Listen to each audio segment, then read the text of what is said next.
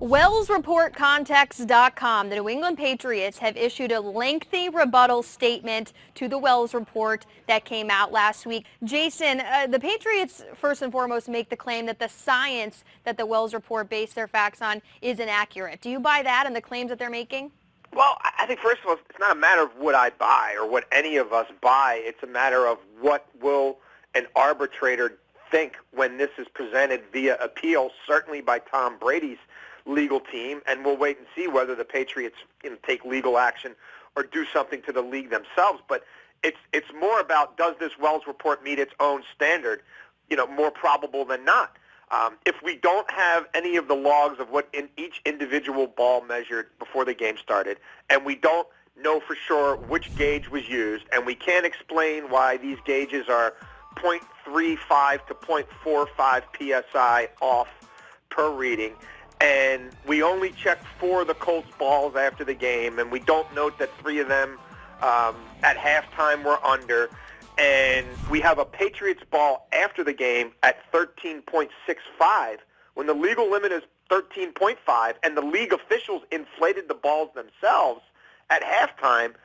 How do we explain all this? And is the science there? And Wells had his experts, this firm Exponent, who their past will probably be brought up by Brady's legal team under appeal in some of the cases they've been a part of that have been somewhat controversial.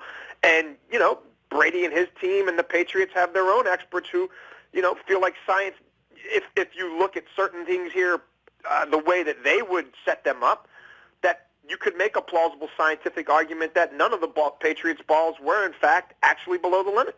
I mean, I think people need to think, like, just because the NFL says something doesn't mean it's 1,000% accurate, right? And just because the Patriots say it doesn't mean it's 1,000% accurate as well. But short of a smoking gun, Ted Wells looks at some of these texts and says, well, these ones are joking, but these ones aren't.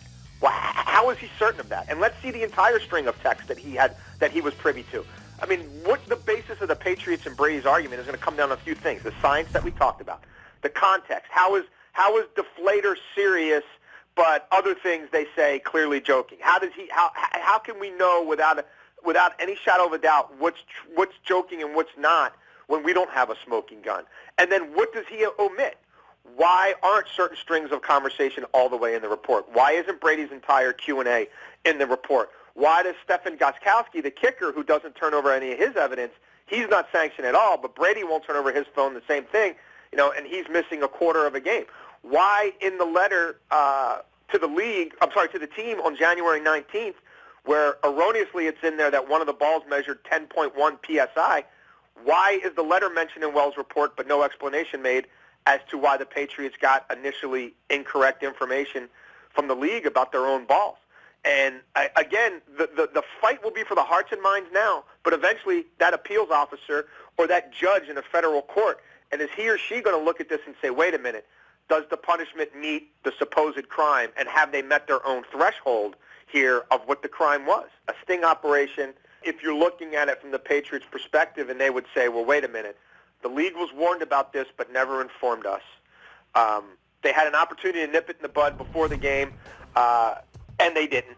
They let the first half was played with what may have been tainted balls, despite what was originally brought to their attention by the Colts. And then they would look at, again, that letter from the league to them on January 19th and say that wasn't accurate. And they would point to the leaks to ESPN where they were reporting that most of these balls were only, 75% inflated, and that the vast majority of the balls were 2 psi under where they needed to be.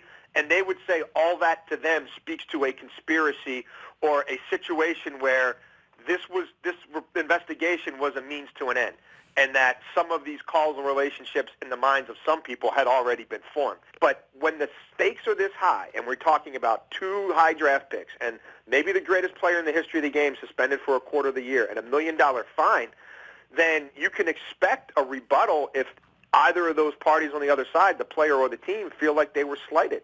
I mean, there's due process in this country. There's some of it that's allotted per the CBA and the appeals process, and then there's certainly the federal court. People just need to be cognizant of the fact that just because a ruling comes out doesn't mean it's the end of the story.